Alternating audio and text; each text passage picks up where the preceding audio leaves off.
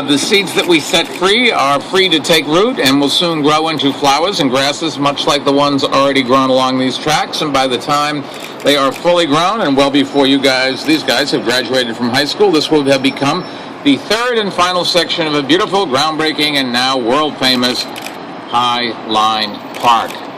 And we are officially beginning construction on that final section known as the High Line at the rail yards right today, this day. September 19th, 2012. Mark it down. Let me tell you a little bit about how this new section of the High Line will look. It will run half a mile north from the existing park, extending from West 30th to West 34th Streets and from 10th to 12th Avenues. It will wrap around and take its name from the West Side Rail Yards, an active train yard for the Long Island Railroad. Related Companies, one of the great developers in our city, has leased that property from the Metropolitan Transportation Authority and will develop a 26-acre mixed-use neighborhood, Hudson Yards, on a platform above that site, and Hudson Yards construction is slated to begin this fall. And the third section of the High Line will integrate seamlessly into that neighborhood and connect it to the thriving districts of West Chelsea and the Meatpacking District.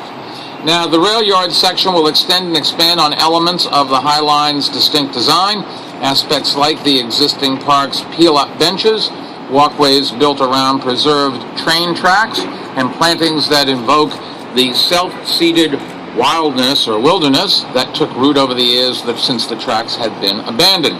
In fact, a portion of the park's walkway will pass alongside landscape preserved almost exactly as it is today, giving visitors a clear picture of how the tracks looked before the park's construction. There will also be new picnic and play areas, spaces for gathering, relaxation, and public events, and many more of the unique features that make the existing High Line so popular. Construction will proceed in 3 stages at an estimated total cost of $90 million. The city is providing $10 million in capital funding, and Friends of the High Line have committed another $20 million in private donations, and that provides us with the funding to cover the first phase of construction on the rail yard section. Related Companies and Oxford Properties have also committed to providing $27.8 million in funding towards the capital construction, as well as additional funding for the park's maintenance.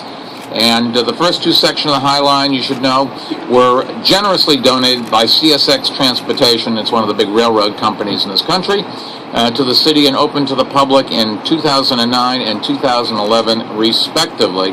And last June, CSX donated this, the final section.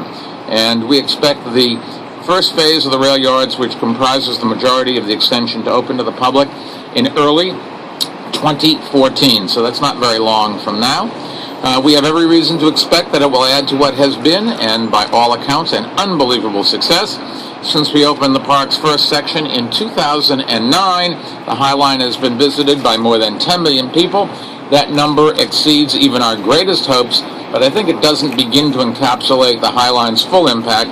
In the first 5 years after park construction began in 2006, new building permits in the immediate vicinity doubled, bringing more than $2 billion in private investment and 12,000 jobs, 8,000 of them construction jobs, to this area. West Chelsea and the Meatpacking District have welcomed new residences, hotels, restaurants, galleries, and shops, not to mention leading companies like Google, which bought a 3 million square foot building on 9th Avenue in what was the largest real estate transaction in America in 2010. And these new arrivals share the fresh, dynamic, creative energy that is the calling card of the High Line, and I think they're great examples of how great parks can spur private investment. Even though the High Line is nearing completion, the rebirth of this section of West Manhattan is only the beginning. At the park's south end, construction of the new Whitney Museum began in May. It will open in 2015, welcoming even more visitors and solidifying the area's standing as a global arts center.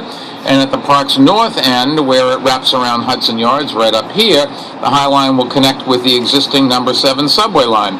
And that subway extension, combined with the development of Hudson Yards, will bring new residents and businesses and jobs to an area that has long been underused in our city, and continue the West Side Renaissance that we set out to make possible a decade ago. The High Line is one of the anchors of that renaissance, and it will continue to bring growth and excitement to the area for many years to come. and it's fair to say it would never have been possible without the passion and commitment of some of the people here today who really do deserve a lot of credit, and that includes City Council Speaker Chris Quinn, who is going to be our first speaker. Chris?